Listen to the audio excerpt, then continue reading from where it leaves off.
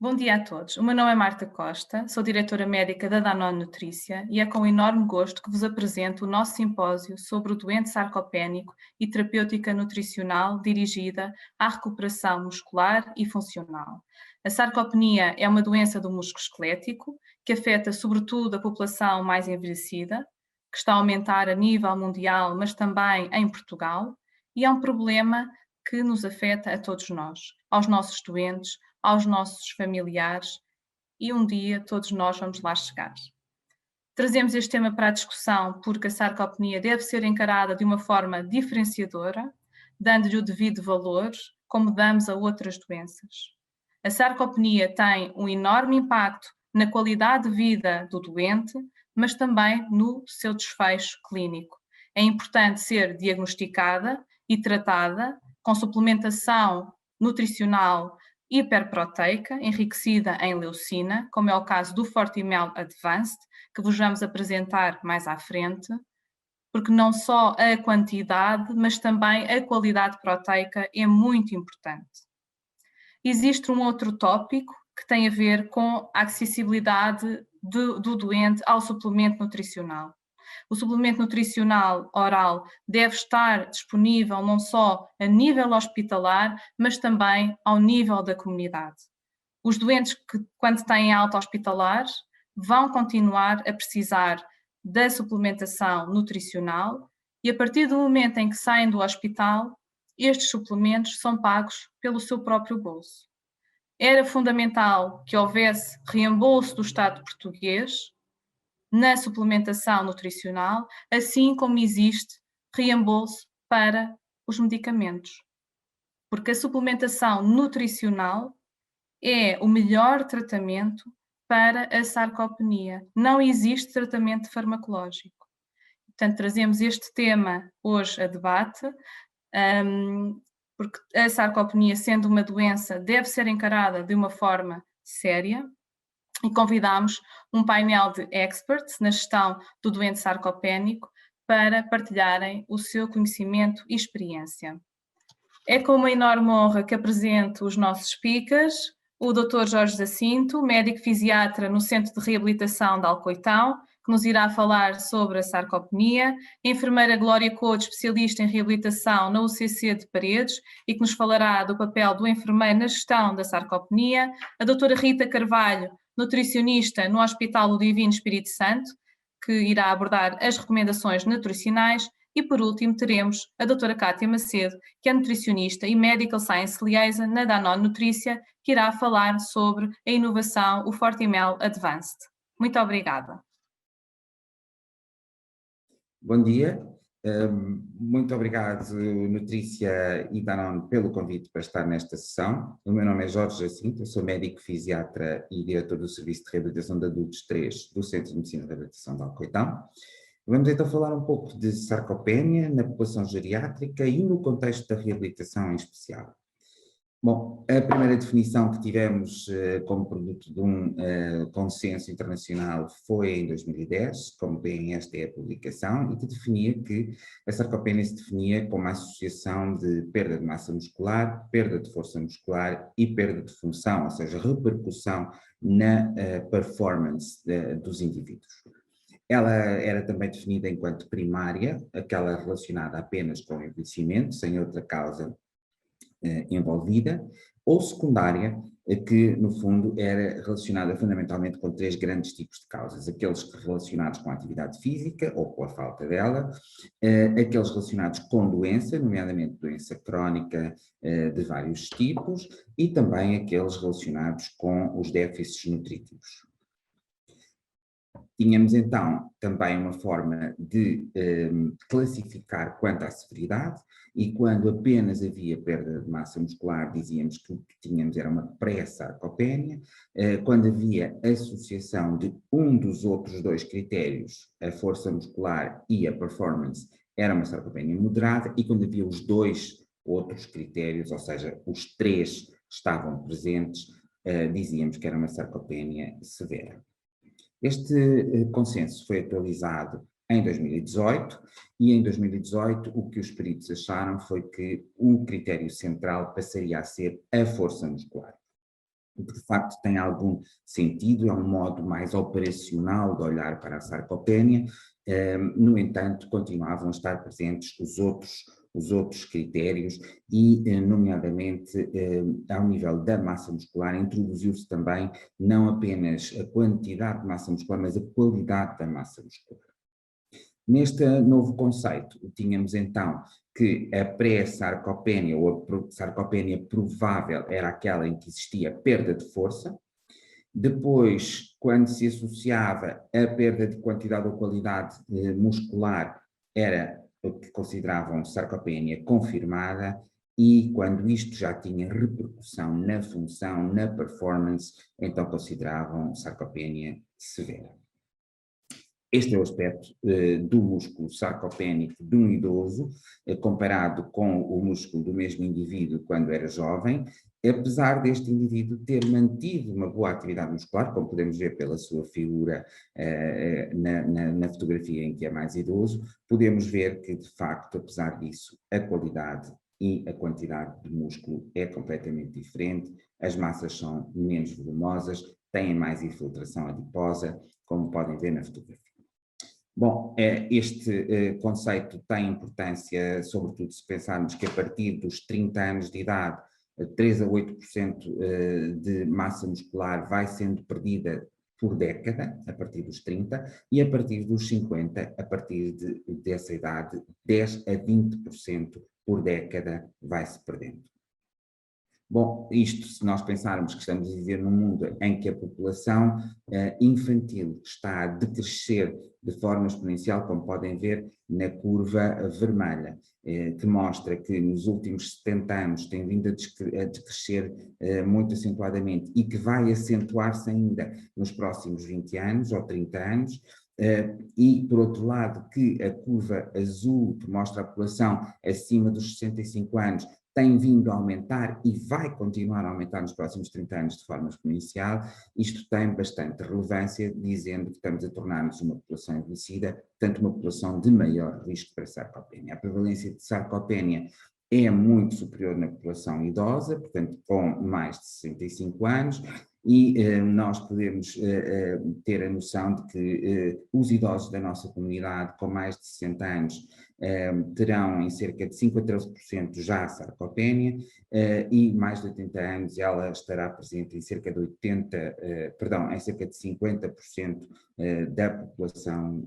portanto com idade superior a 80 anos. Mas isto na comunidade. Se formos ver a população internada a nível hospitalar, bom, na verdade não temos um número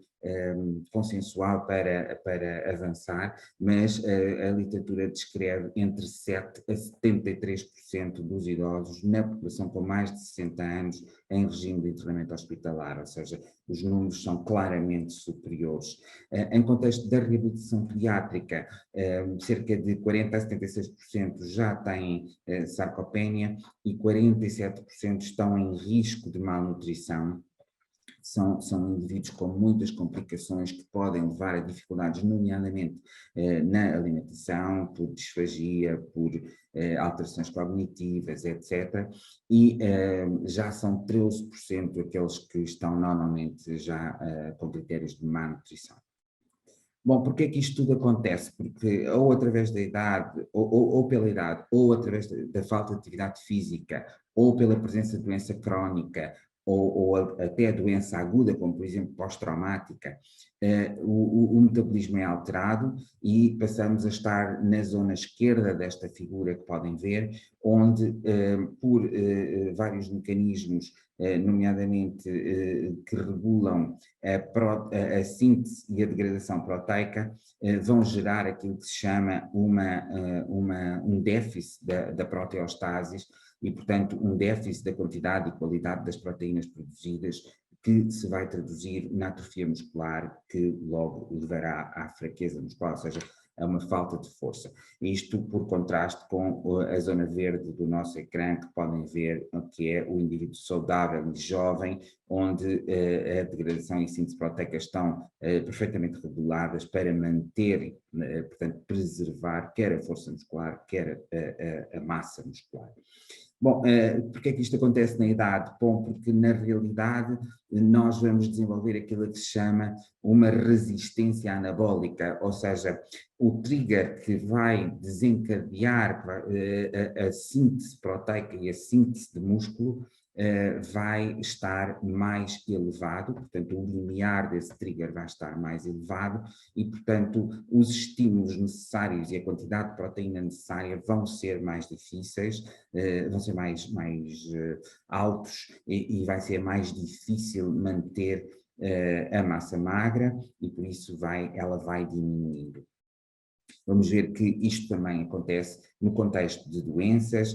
nomeadamente as doenças neurológicas, a típico doente neurológico multicapacitado, que é o doente com o AVC, a esclerose múltipla, o doente com esclerose lateral, o doente com lesão medular, com lesão traumática cerebral, enfim, o doente que tem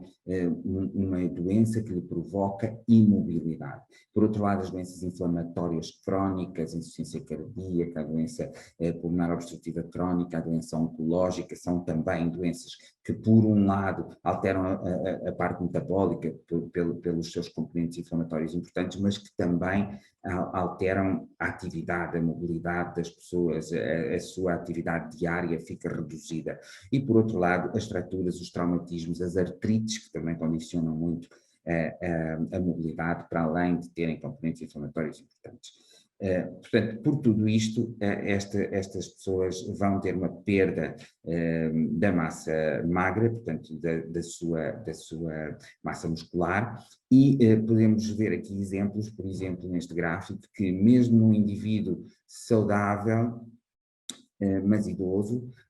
7 dias de acamamento provocam já uma perda importante de massa magra, como podem ver na coluna aqui mais lilás, aqui à esquerda. Mas também num jovem saudável, se tiver acamado,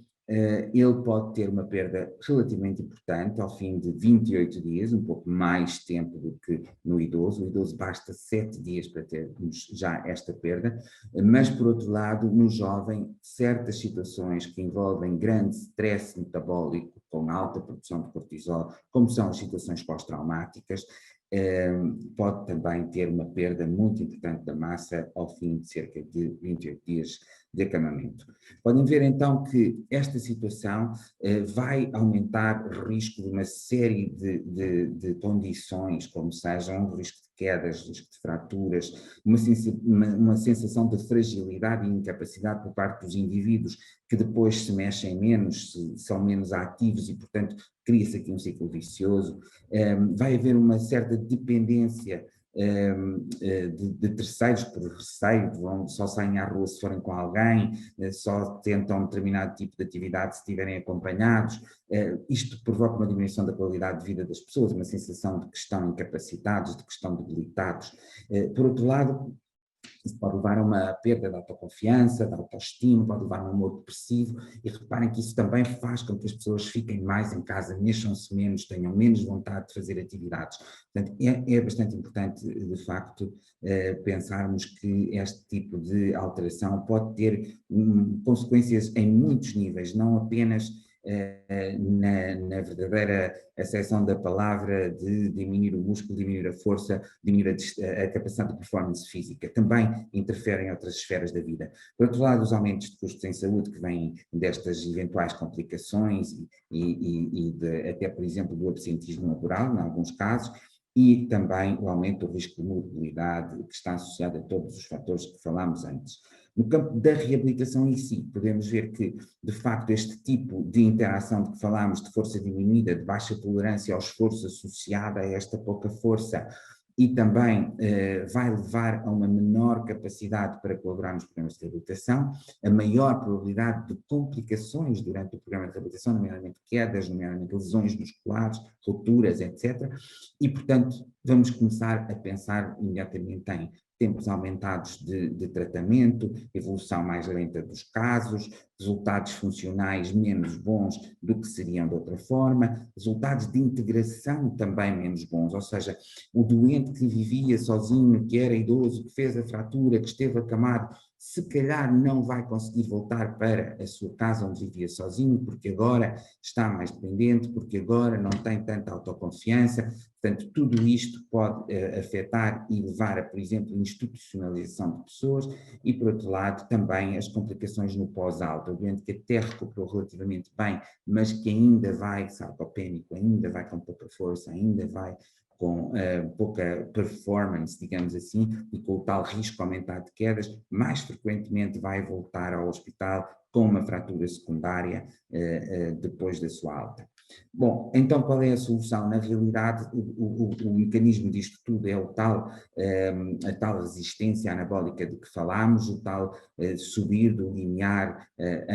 anabólico de síntese de proteína para fabricar músculo, digamos assim. Portanto, nós o que temos que fazer fundamentalmente é o aporte proteico adequado para tentar suplementar esta dificuldade de atingir os níveis que levam ao início da síntese proteica, por um lado. Por outro lado, a atividade física, que será o facilitador que vai potenciar a necessidade e a criação desse músculo, e que deve ser uma atividade física, como é óbvio, adaptada, monitorizada, que vão ser então os estímulos para combater a sarcopenia em diferentes situações, em diferentes fases da vida. Portanto, podemos estar a falar de um idoso, mas também podemos falar de um jovem que esteve acamado muito tempo após um traumatismo complexo, após uma cirurgia, por exemplo, ortopédica complexa. Esta é, digamos, a perspectiva que vos queria deixar de como a sarcopenia afeta não só a performance muscular imediatamente, de uma forma direta, mas que afeta também muitas áreas da vida, e por isso na reabilitação temos que estar muito atentos e tentar não deixar que ela aconteça nos nossos pacientes. Muito obrigado. Muito bom dia. Em primeiro lugar, eu gostaria de agradecer o convite que me foi dirigido na pessoa da doutora Cátia Macedo para estar presente neste simpósio. Vou falar um bocadinho sobre os sinais de alerta da sarcopenia e nós, enquanto enfermeiros, o que é que nós podemos e devemos estar alerta para prevenir e para tratar o mais precocemente possível estas situações. Falar um bocadinho também de alguns instrumentos, de algumas ferramentas de diagnóstico de aplicação muito simples e também da importância de estar atento a alguns sinais de alerta e de algumas formas de tratamento muito fáceis que nós podemos usar no dia a dia e também apresentar um caso clínico. A sarcopenia, de facto, refere-se à perda progressiva e generalizada da massa musculoesquelética, habitualmente é acompanhada de uma diminuição da força muscular e de uma diminuição do desempenho físico. O que acontece com estas situações é que, de facto, estas pessoas vão começando a ter alguma limitação no seu desempenho físico, no seu desempenho funcional, ficam cada vez mais dependentes, têm mais comorbilidades, existem mais hospitalizações e, de uma forma geral, nós temos aqui um agravamento do estado de saúde destas pessoas. A sarcopenia tem uma etiologia multifatorial e está ainda muito subdiagnosticada. Mas há aqui alguns sinais de alerta que nós, enquanto enfermeiros, podemos e devemos estar atentos no sentido de a detectar numa fase mais precoce e ela ser tratada atempadamente. Alguns destes fatores prendem-se muito com a parte da força muscular e com a parte nutricional. Então, o que é que nós devemos ter alerta no nosso dia-a-dia quando recebemos os utentes na nossa consulta, nos nossos locais de trabalho? Quais são aqueles sinais que nós devemos estar atentos para, de facto, percebermos se estamos perante uma situação de um declínio físico, de uma perda da força muscular? Quando nós atendemos os utentes e eles nós perguntamos então como é que tem andado, como é que está, e eles começam-nos a referir que, de facto, têm menos força muscular, que se sentem com menos energia, que sentem que estão a tornar um bocadinho mais dependentes das suas atividades de vida diárias. Isso são sinais que nos devem chamar a atenção. que de facto nós podemos estar aqui perante uma diminuição da força muscular, uma perda da massa muscular. Outra questão é que devemos perguntar de facto se associada a essa fraqueza também acontece terem quedas com mais frequência, porque isso também é um sinal de alerta de uma maior debilidade e de uma diminuição da força muscular. Outra situação que temos que ter particular atenção são aquelas pessoas que já têm algumas patologias crónicas, nomeadamente pessoas com DPOC, pessoas com patologia cardíaca, isto porque estas pessoas já são pessoas com alguns níveis de intolerância à atividade, portanto já são pessoas que passam mais tempo paradas, mais tempo imóveis, já têm de facto uma diminuição da força e da massa muscular e uma perda funcional e que depois vão entrar numa espiral em que cada vez vão perder mais força, cada vez vão perder mais função devido a esta intolerância à atividade, e estas pessoas devem nos preocupar particularmente e devemos estar atentos a estas situações. Outras situações são estar atentos aos episódios de agudização, porque muitas vezes nos acontece nós termos pessoas que até eram adultos com alguma independência e têm alguma intercorrência de saúde, às vezes infecções urinárias, infecções respiratórias que descompensam e que levam a situações de hospitalização. E após a hospitalização são pessoas que nos chegam ao domicílio e já estão de facto num estado de saúde mais debilitado, com uma perda da autonomia, das suas atividades de vida mais acentuadas, porque de facto nós temos a noção que os idosos são particularmente propensos à perda de massa muscular e que ela pode ser muito significativa por períodos muito pequenos de imobilidade. Portanto, essas situações também nos devem chamar a atenção, porque às vezes são pessoas que já tinham alguma perda da força muscular, da massa muscular antes destes episódios e que depois se vão agravar imenso com esses episódios. Portanto, esses sinais de alerta nós devemos estar atentos para fazer um rastreio o mais precoce possível, para que nós conseguimos tratar de uma forma mais precoce possível, sinais de sarcopenia. Nós temos aqui este fluxograma, não é, que nos pode de alguma forma orientar como é que nós nos devemos orientar nestas situações. Portanto, nós perante uma situação, uma suspeita, perante alguns sinais de alerta, nós podemos usar um pequeno questionário para validar de facto se estaremos perante sinais de alerta de uma sarcopenia ou não, e podemos utilizar o questionário da SARC-F. De seguida podemos fazer então uma avaliação da força muscular, usando alguns instrumentos de utilização muito fácil, a avaliação da massa muscular e a avaliação do desempenho físico,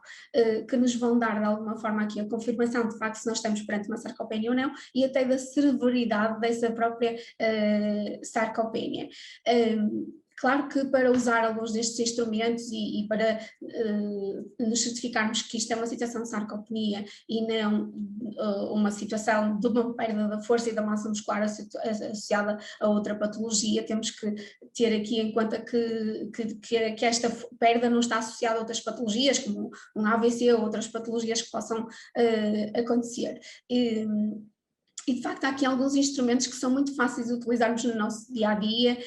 que nós podemos utilizar inclusive em contexto domiciliário. Começando pelo rastreio então da sarcopenia com a utilização da SARC-F.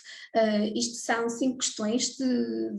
muito fáceis de fazer e que nós podemos utilizar no nosso dia-a-dia quando temos aqui alguns sinais que nos levantam alguma suspeita, e eles referem-se à avaliação da força muscular, da marcha, da capacidade que a pessoa tem para levantar e sentar da cadeira, ou subir escadas, e se já tem tido, ou se já teve ou tem quedas no último ano.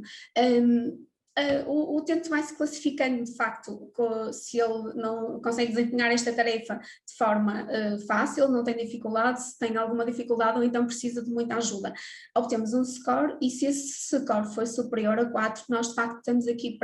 podemos estar perante uma situação em que esta pessoa tem aqui um desenvolvimento de uma sarcopenia. Podemos partir, então, a partir deste primeiro rastreio, podemos partir para o uso de alguns instrumentos fáceis de utilizar e que nos podem ser indicadores e que nos podem dar valores de indicadores de facto que estamos perante uma sarcopenia. Um deles é a avaliação da força muscular com um recurso, um dinamómetro, é um aparelho bastante simples de utilizar, em que nós vamos medir então a força de apreensão manual, em que se essa força estiver diminuída, estamos aqui perante um indicador do desenvolvimento de uma sarcopenia. Outro teste que também é muito fácil de utilizar é o teste de levantar e sentar da cadeira 5 vezes, em que podemos ao tempo para fazer este movimento, esta tarefa durante 5 vezes. Nós contabilizamos com um cronómetro e ele tem que executar o mais rápido possível, e se nós tivermos tempos superiores a 15 segundos, também podemos dizer que estamos perante um utente que tem aqui um indicador que pode estar a desenvolver uma situação de sarcopenia pela diminuição da força muscular. Temos também o teste do Time Up and Go, que também é um teste de utilização bastante simples, e estas imagens até são de um teste, eu uso bastante isto em contexto mesmo domiciliário, em que nós pedimos à pessoa para levantar da cadeira, percorrer uma distância de 3 metros, contorna um sinalizador e depois volta a sentar, e também é contabilizado o tempo que ele demora a fazer o percurso. E tempos superiores a 20 segundos também nos indicam de facto que há aqui já um declínio do desempenho físico desta pessoa. Para além deste aspecto da funcionalidade, da força muscular, o que é que nós devemos estar atentos também durante o atendimento e durante as nossas consultas? De facto, o que é que acontece muito com estes utentes, e quem trabalha muito na comunidade tem muito esta percepção, não é? Que tem a ver com esta, muitas vezes, diminuição da ingestão alimentar e um padrão de ingestão nutricional muito deficitário das pessoas mais idosas. E aquilo que nós percebemos muitas vezes é aquele padrão que eles têm, em que tomam o pequeno almoço, e às vezes o pequeno almoço é chá com bolachas ou salada com bolachas, depois fazem o almoço, a refeição do almoço é capaz de ser aquela nutricionalmente habitualmente mais equilibrada, depois fazem um lanche e a maior parte das vezes ao jantar já voltam a comer sopa. Às vezes fazem ceia ou não, mas de facto nós temos aqui uma diminuição da ingestão, uma diminuição da ingestão de alguns alimentos, nomeadamente das proteínas e de outros alimentos que de facto vão significar que nós temos aqui uma população nutricionalmente com muitas carências nutricionais. Depois também habitualmente são pessoas que têm com pouca exposição solar, não têm muita síntese de vitamina D, e de facto isto são tudo sinais de que nós estamos perante muitas vezes pessoas que já têm aqui alguns desequilíbrios nutricionais. Estar atentos, e nós temos que estar atentos a este aspecto, porque estes aspectos também vão potenciar esta questão do desenvolvimento da sarcopenia, da força muscular e da massa muscular. Estar atentos a pequenas zonas de pressão que vão aparecendo, principalmente aqueles utentes um bocadinho mais imóveis, que facilmente aparecem em zonas de rubor. Isto também pode ser um sinal de alerta. Ou então, e nós avaliamos muito isto, o índice de massa corporal, mas temos que ter algum sentido crítico sobre esta questão do índice de massa corporal. De facto, nesta faixa etária muitas vezes até temos índices de massa corporal elevados, alguma obesidade, mas o que nós precisamos, e às vezes estas pessoas até podem ter indicação de facto para perda de peso, mas temos que ter muito consciência que esta perda de peso não pode ser uma perda de peso à custa do impacto da saúde muscular e de uma perda da massa magra, não é? Portanto, se possível, estas situações, e se tivermos disponível, nutricionista, devem ser encaminhadas para a consulta de nutrição. Infelizmente, hoje nos cuidados de saúde primários nós cada vez mais temos estas consultas de nutrição, porque de facto muitas destas situações nós temos aqui perante desequilíbrios nutricionais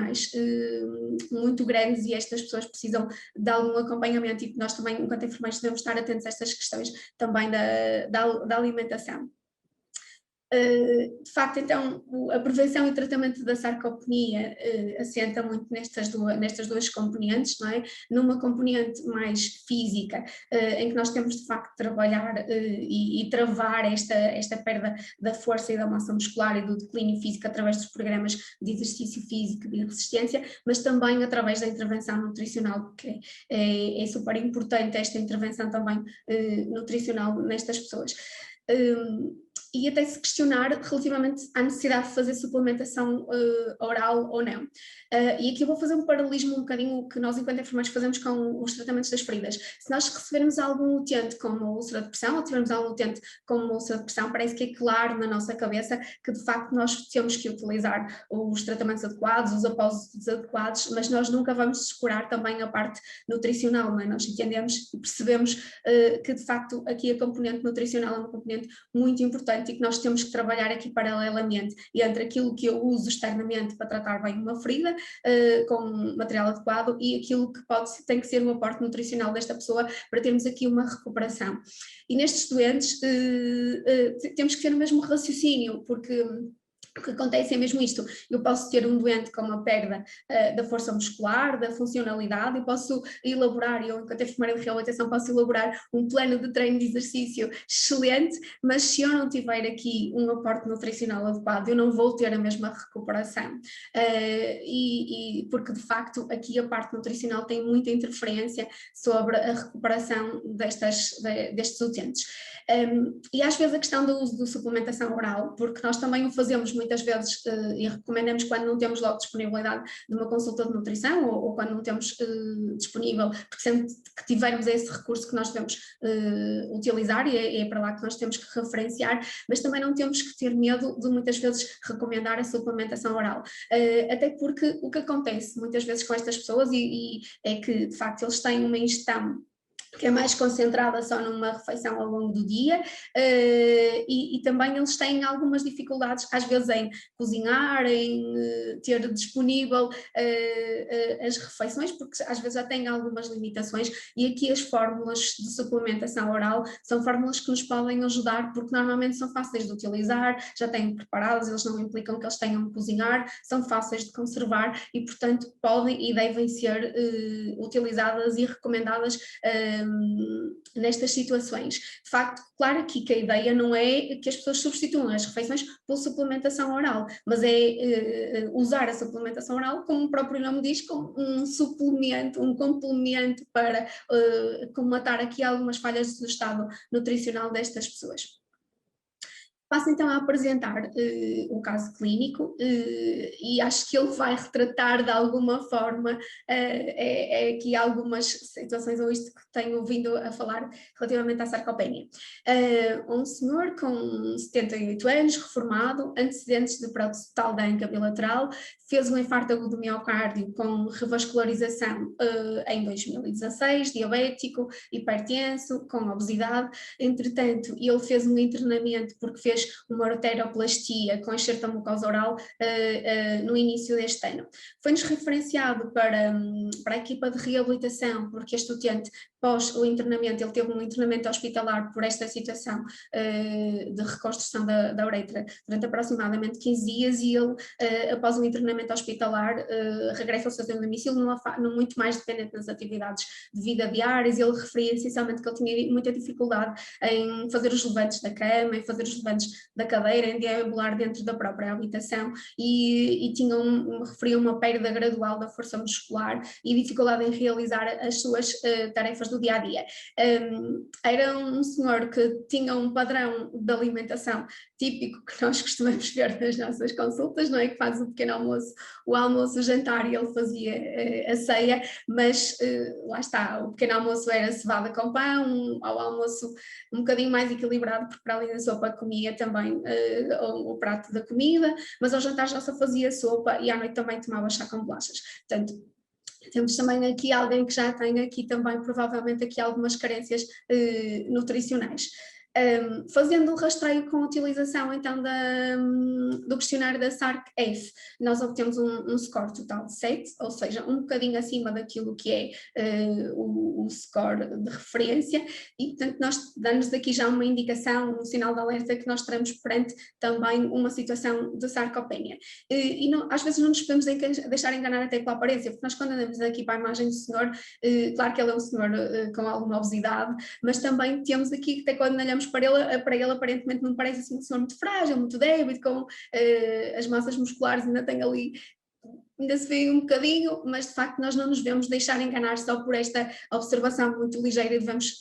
fazer uma observação um bocadinho mais cuidada e uma avaliação um bocadinho mais cuidada destas situações. Utilizamos então o dinamómetro para a avaliação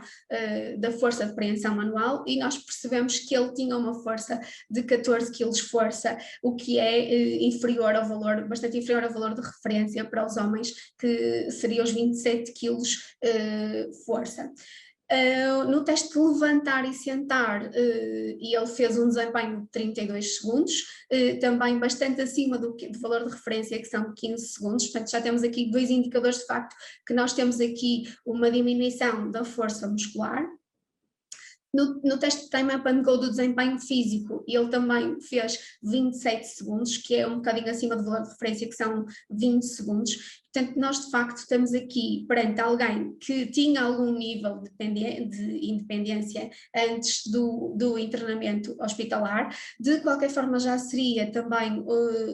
uma pessoa provavelmente aqui com uma instalação e uma perda gradual mesmo antes do episódio de internamento, de alguma perda da força e da funcionalidade, e que foi agudizado, foi exacerbado com este episódio de internamento, mesmo sendo um internamento de curto tempo. O que foi estabelecido para como programa de intervenção para esta pessoa? Foi de facto então estabelecido um programa de treino de exercício, um treino de avidez, mas paralelamente um plano nutricional, com suplementação oral. Como eu trabalho numa equipa que felizmente temos apoio da nutrição, o plano foi estabelecido pela nutricionista, e de facto teve aqui estas duas componentes, tiveram aqui um impacto muito grande na recuperação desta pessoa. É uma pessoa que ainda está em programa connosco, mas que já se nota aqui uma evolução muito grande quando nós avaliamos os parâmetros inicialmente e os parâmetros 8 semanas após. E acima de tudo, o que é que nós temos aqui como ganhos para esta pessoa? Temos uma pessoa com mais mobilidade, que consegue caminhar dentro da própria habitação com mais facilidade, muito mais independente nas suas atividades de vida diárias, e acima de tudo nós conseguimos crescer e trazer aqui qualidade de vida para esta pessoa. Por isso, espero que de alguma forma eu tenha trazido aqui alguma sensibilização para o que é que pode ser o papel do enfermeiro nesta avaliação, nesta detecção e nesta intervenção o mais precoce possível no que é a perda da força, da massa muscular e da funcionalidade destas pessoas. Portanto, devemos todos estar um bocadinho mais atentos a estas situações para conseguirmos travar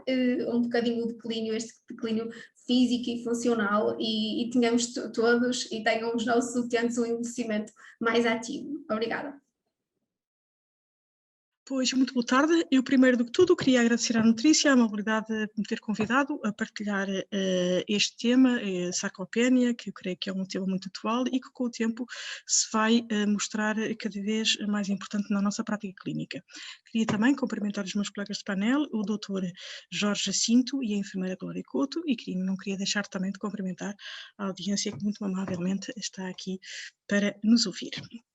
O tema que me foi pedido para falar foi sobre as intervenções nutricionais no tratamento e também, creio eu, na prevenção da sarcopenia, do doente sarcopénico.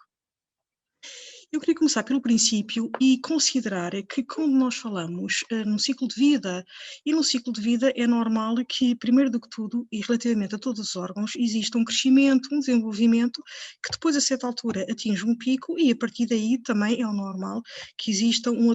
atrofia e um declínio e uma atrofia dos órgãos, e isto aplica-se a todos os órgãos e aplica-se naturalmente à massa muscular.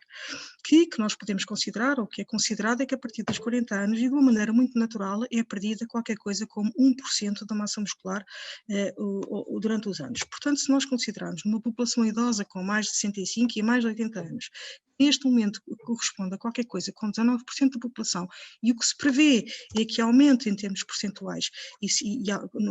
nesta coisa não é boa, é excelente, do prolongamento da vida, o que nós intencionamos e qual é o nosso desejo, é que exista um prolongamento da vida, sim, mas um prolongamento saudável e funcional da vida de todas estas pessoas que vão atingir idades bastante mais prolongadas. E quando pensamos esta diminuição natural da massa muscular ou esta sarcopenia, a primeira coisa que nós devemos pensar ou atuar é no sentido da sua identificação. Identificação se é normal, associada à idade, se está associado a uma malnutrição, ou se está até associado, por exemplo, a uma doença crítica, onde muitas vezes, e é-se verificado que se pode perder por dia qualquer coisa como 1 kg de massa muscular. E, enfim, se isto está ou não associado, e naturalmente, à malnutrição, à ingestão inadequada de proteínas ou à sua menor disponibilidade. E para isto, há aqui qualquer coisa que é um confundidor que muitas vezes nos confunde e que nos leva a não identificar corretamente estes indivíduos e esta perda da massa muscular. Porque se nós da primeira figura, claramente identificamos este indivíduo como perda de peso, não é? Como uma pessoa com muito baixo peso e claramente com uma deficiência de massa muscular, este segundo indivíduo é um indivíduo que muitas vezes está a sua deficiência de massa muscular está escondida com um manto de gordura. E isto, há qualquer coisa, há aqui um primeiro contacto, há aqui um bias que nos leva a achar que este indivíduo, porque tem um peso e porque tem um volume adequado e que nos parece adequado e muitas vezes exagerado, que relativamente à massa muscular não há aqui nenhum problema. Ao contrário, a obesidade, e quanto mais a obesidade, ela está inversamente ligada à diminuição da massa muscular. Indivíduos muito obesos são também indivíduos que, simultaneamente, têm uma diminuição da massa muscular. E se nós virmos, por exemplo, neste problema que é a obesidade, e que volto a dizer que é uma coisa muito difícil, e com o avançar da idade, nós quando chegamos à idade do idoso, o que nós vemos é que 39% dos idosos, segundo os dados do Inquérito Nacional de 2015-2016, 39% dos idosos têm um excesso de peso, mais 41,8% dos idosos têm excesso de peso. Portanto, nós temos aqui uma população com 81% de excesso de peso e que nesta população, até porque visivelmente poderemos, numa primeira visão, enfim, naturalmente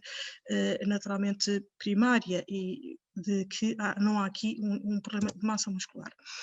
Voltamos um bocadinho atrás, quais são as definições de obesidade? A obesidade é um conceito que tem a ver com o excesso de gordura. E embora quando nós vamos ver as classificações e como é que elas se fazem, ela não tem muito a ver com a gordura, tem só a ver com o peso e com a altura. Mas enfim, é uma definição que tem a ver com uma acumulação anormal ou excessiva de gordura, enquanto que a sarcopenia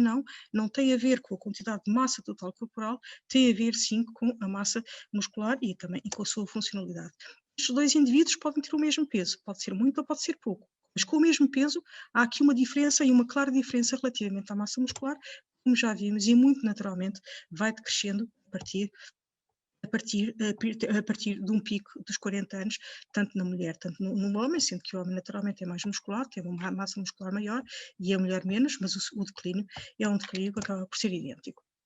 Portanto, neste conceito do idoso, que é onde nós vamos observar uma quantidade de diminuição da massa muscular e uma definição e uma prevalência de sarcopenia francamente maior, mas também e claramente muito associada à obesidade, há aqui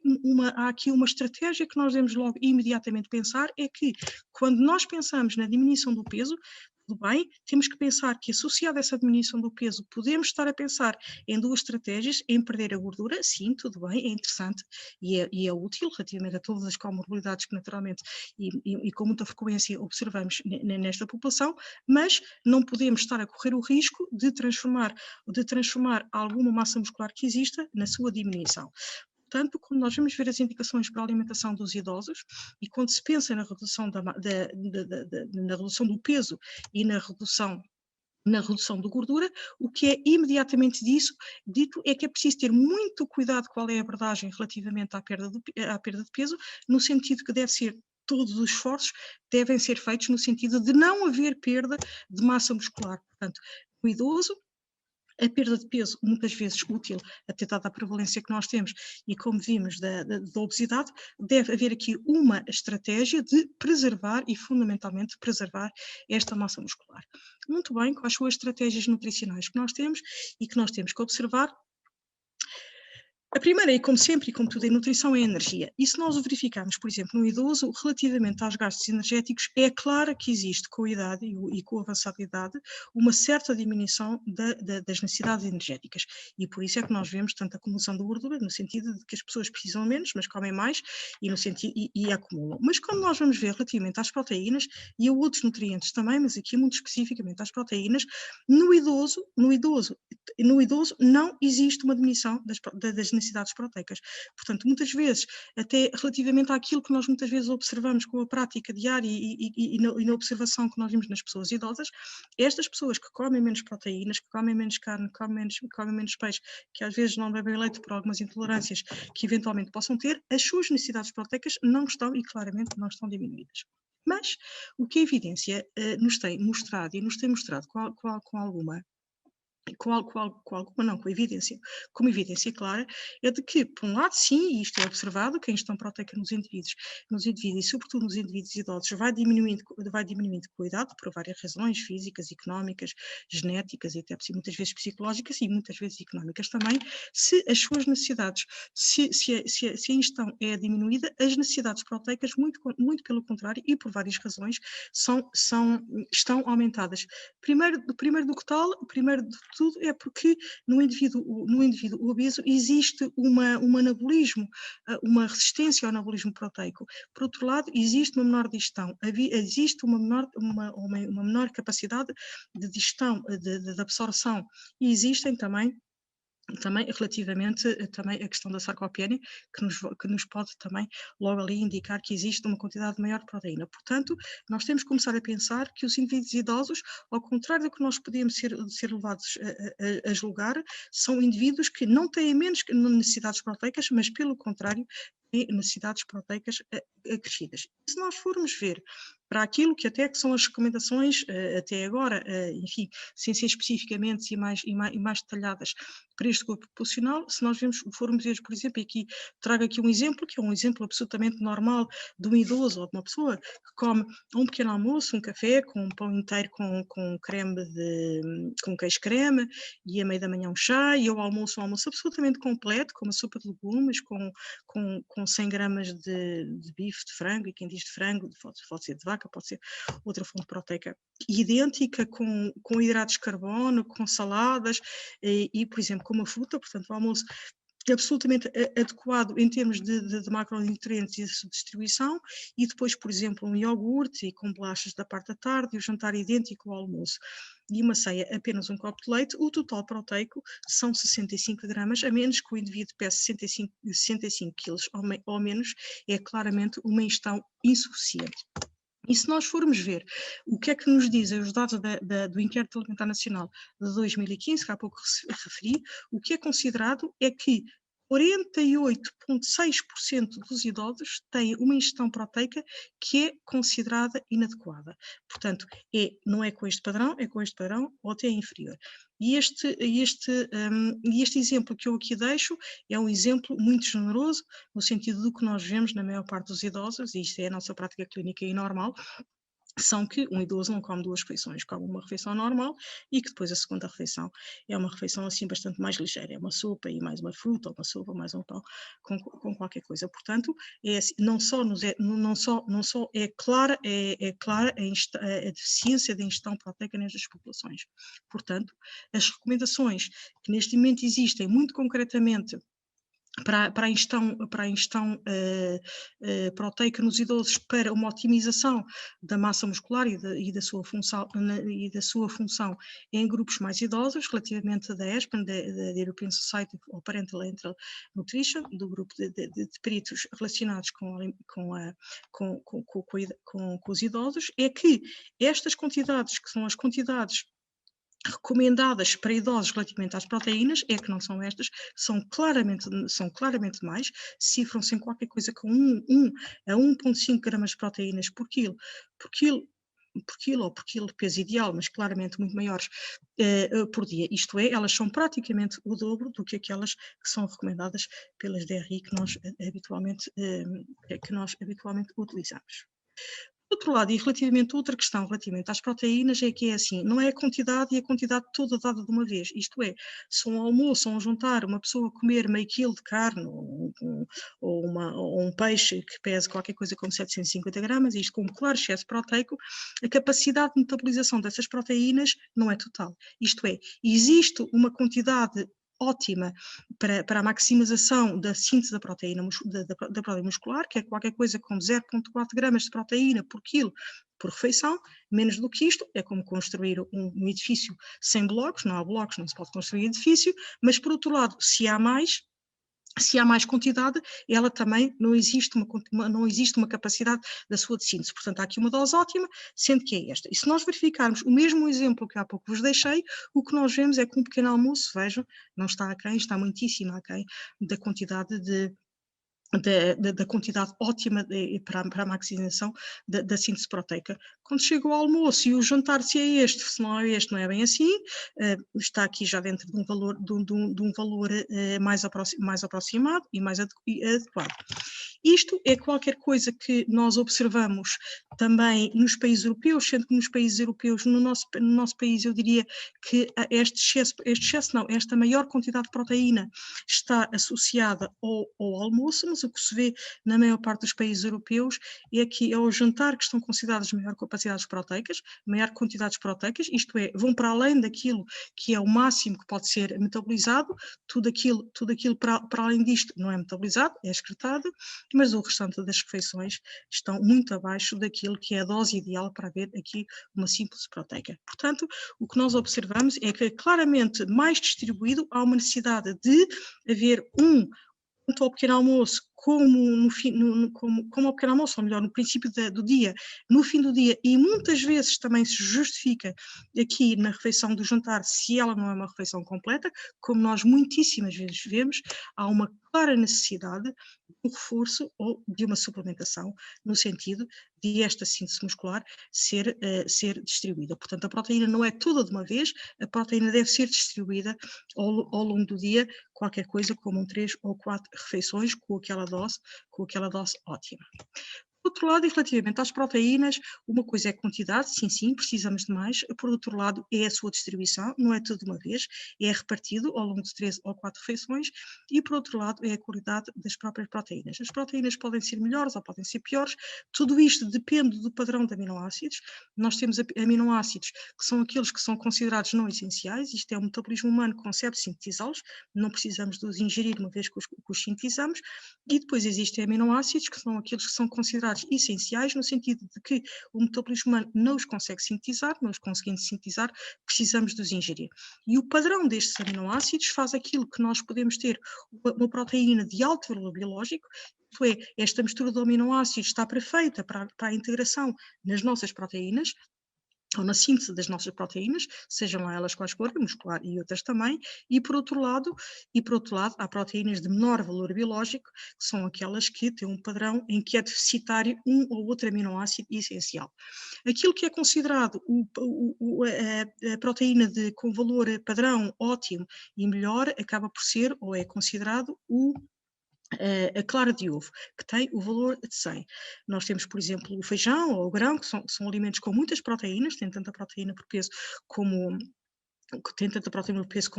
a carne e com o peixe, mas que têm um valor biológico e uma capacidade, no fim, de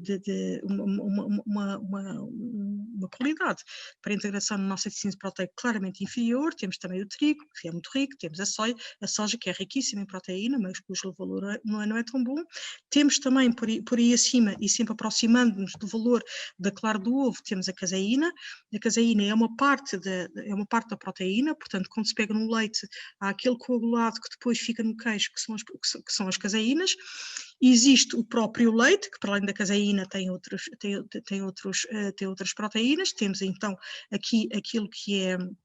que é considerada a proteína de melhor valor, de melhor valor biológico, e temos uma, então, que agora aparece e tem surgido nos últimos tempos, e diria que na última 1 ou 2 décadas, não mais do que isso, como sendo uma proteína com valor biológico ainda mais alto do que a clara de ovo, que são as proteínas do soro de leite. Soroproteínas, proteínas do soro de leite, o whey protein, como nós vulgarmente muitas vezes ouvimos falar. Portanto, tudo isto, ou esta qualidade das proteínas, tem a ver com a composição dos aminoácidos e dos aminoácidos essenciais, aqueles que nós não temos capacidade de síntese, e particularmente com o aminoácido que é a leucina. Particularmente, e nesta circunstância, na síntese muscular. Portanto, a leucina teria interesse especificamente na síntese da massa muscular.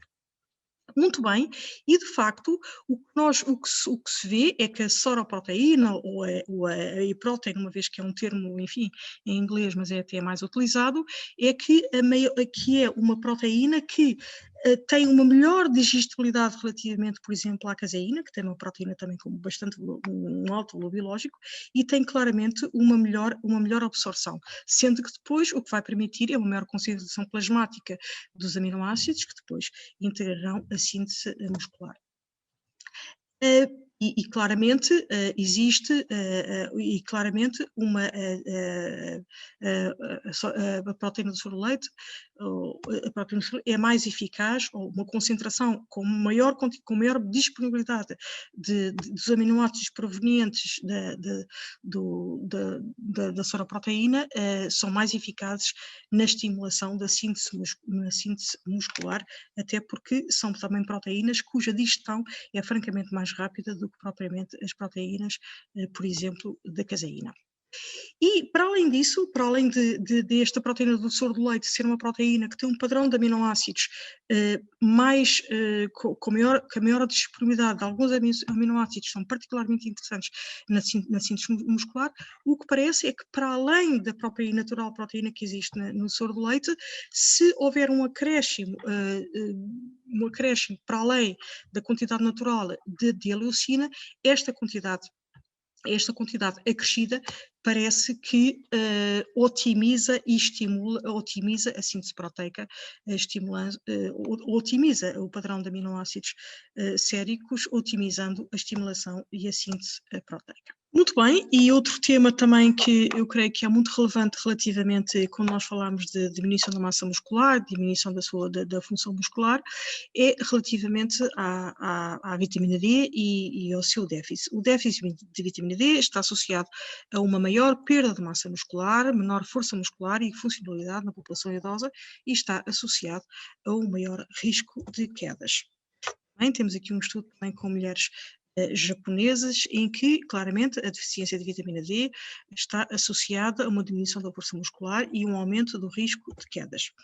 Por outro lado, também, se a deficiência está associada a esta problemática, a suplementação de vitamina D de 700 mil unidades internacionais diminui o risco de quedas,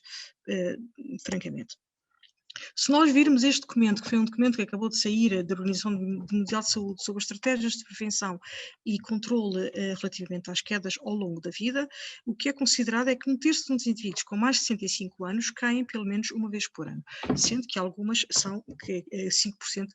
resultam em fratura. E uma das intervenções que é considerada como uma força de recomendação com evidência é que deve ser feita uma reposição e deve ser feita uma suplementação de vitamina D, sobretudo em indivíduos que vivem em lares ou que vivem em lares. Ora, se nós formos ver qual é o padrão de vitamina D, da ingestão de vitamina D, da prevalência da deficiência de vitamina D em Portugal, o que nós podemos ver é que, por um lado, relativamente à ingestão de vitamina D e relativamente aos grupos idosos, é que nos grupos idosos a ingestão de vitamina D é qualquer coisa como 25% das necessidades destes indivíduos. Tudo bem, a vitamina D não tem que ser ingerida, pode ser sintetizada através da exposição solar, mas uma ou outra coisa não estão correndo bem, ou não estão a ser suficientes, uma vez do que nós vemos, e com este trabalho feito em todas as regiões de Portugal, é que apenas 17% dos idosos têm níveis de vitamina D adequados. E isto, se nós considerarmos, ou se neste gráfico é considerado o cutoff do IOM, que são qualquer coisa como 20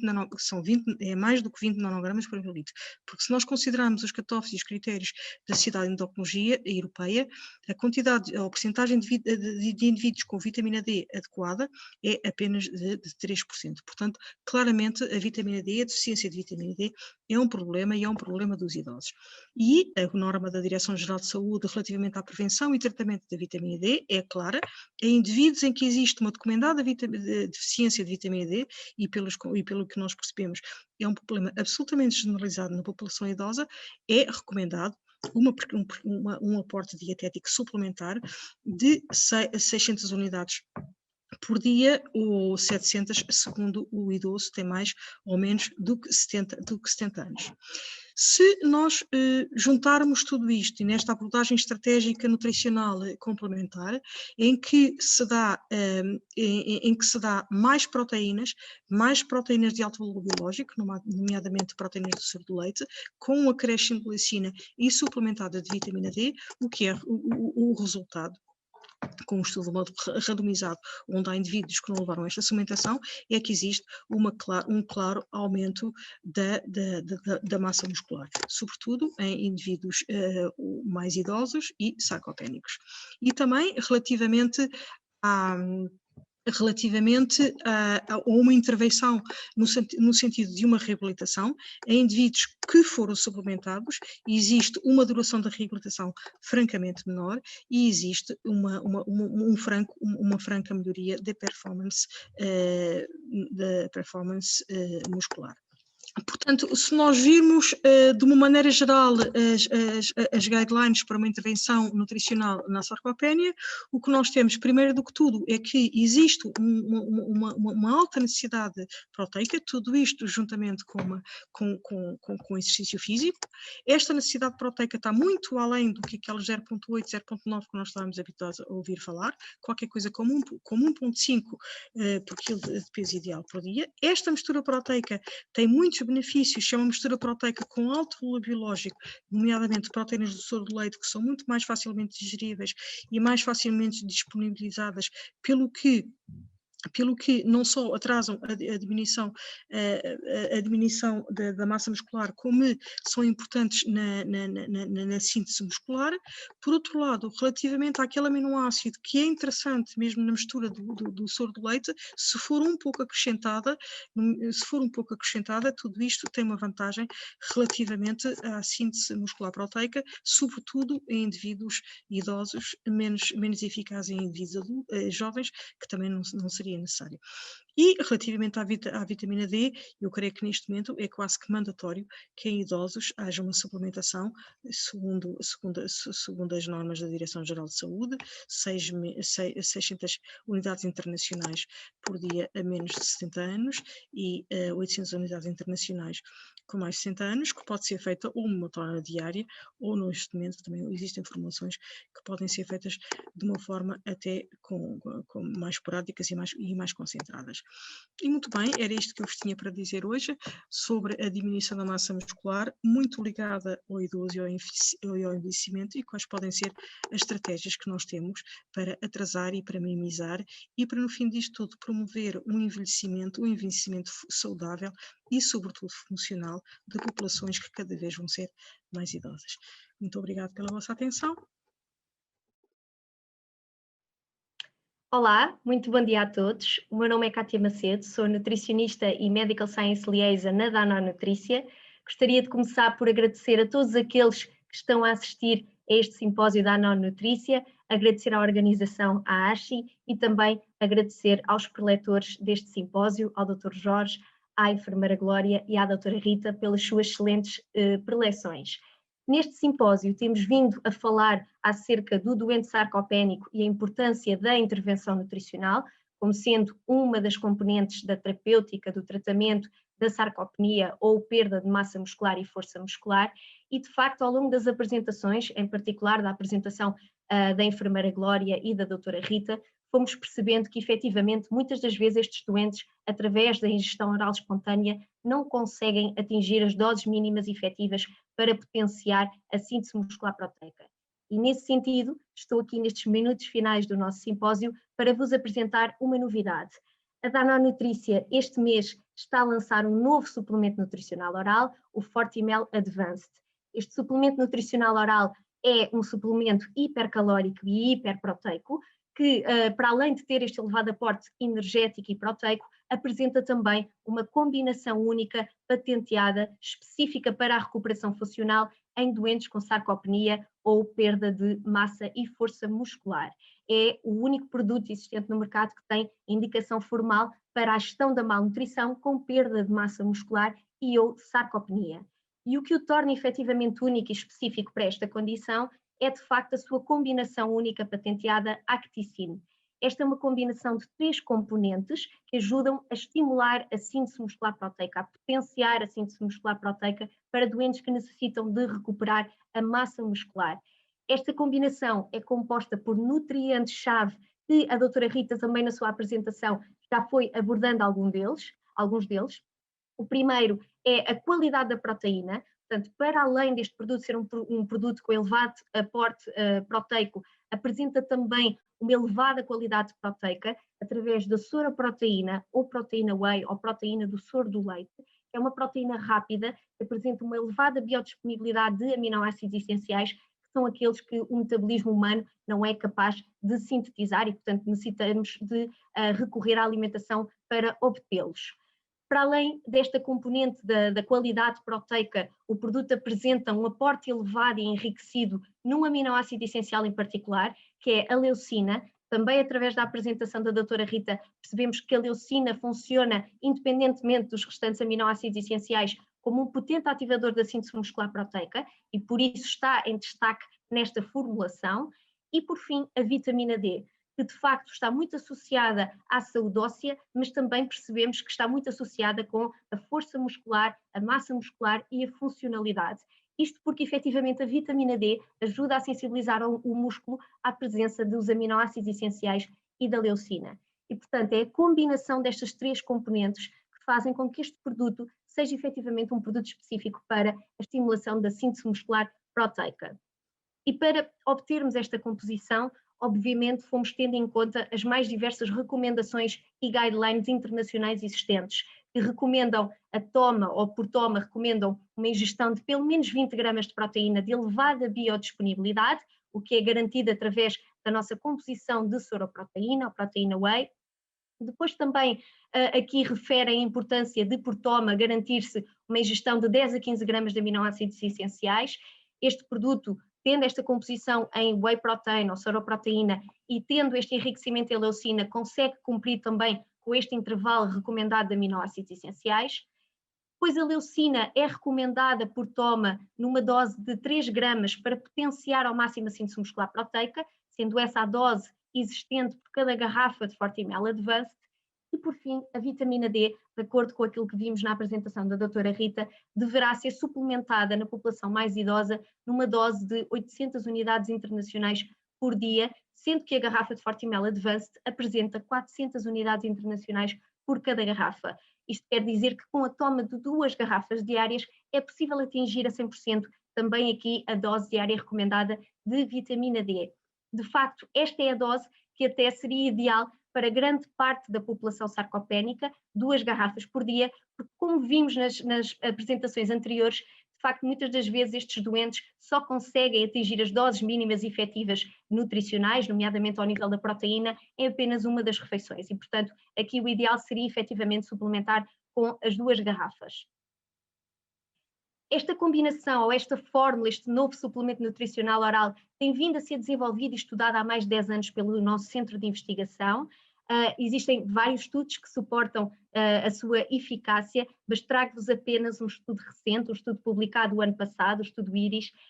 um estudo que foi desenvolvido num centro de reabilitação com idosos sarcopénicos, é um ensaio clínico aleatorizado, em que o grupo de intervenção esteve a fazer a toma de um suplemento com Acticin, portanto com soroproteína, leucina e vitamina D, para além do programa de exercício físico durante 1 a 2 meses, portanto até ter a alta do centro de reabilitação, e o grupo controle esteve a fazer o mesmo programa de exercício físico, mas a toma de um suplemento controle, um placebo, à base apenas de energia. E de facto aquilo que se verificou no final da intervenção foi que houve no grupo de intervenção um aumento significativo da performance física, da massa magra, da força muscular e da autonomia, resultados estes estatisticamente significativos, o que significa que, efetivamente, um produto, um suplemento nutricional oral que vá ao encontro daquilo que está descrito nas guidelines, traz benefícios na recuperação funcional destes doentes com sarcopenia ou perda de massa e força muscular. Portanto, esta era a novidade que gostaria de vos trazer. Fortimel Advanced, um novo suplemento nutricional oral disponível no portfólio da Danone Nutrícia, com uma combinação única para a recuperação funcional em doentes com perda de força e massa muscular ou sarcopenia. Está disponível em 2 sabores distintos, baunilha tropical e morango silvestre, e podem também consultar os principais nutrientes ou doses por garrafa do nosso produto através do NutriTarget, sendo que apresenta 302 quilocalorias por garrafa, 20,8 gramas de proteína, à base de proteína whey ou soroproteína, enriquecida em leucina e vitamina D, apresenta também um aporte considerável de fibra, para além de todos os restantes micro e macronutrientes. Agradeço a vossa atenção e deixo também o meu contacto para o caso de terem alguma dúvida, alguma curiosidade ou gostarem de receber alguma informação ou até agendar uma sessão clínica para conhecerem melhor esta inovação da Danone Nutrícia. Obrigada. Muito obrigada a todos pelas excelentes apresentações e muito obrigada à audiência, espero que tenham gostado. As questões que nos forem colocadas serão depois respondidas por e-mail e o meu último agradecimento em nome da Danone Nutrícia vai para o enfermeiro José António Pinho e o Dr. Aníbal Marinho e restante organização da ASHI. Muito obrigada.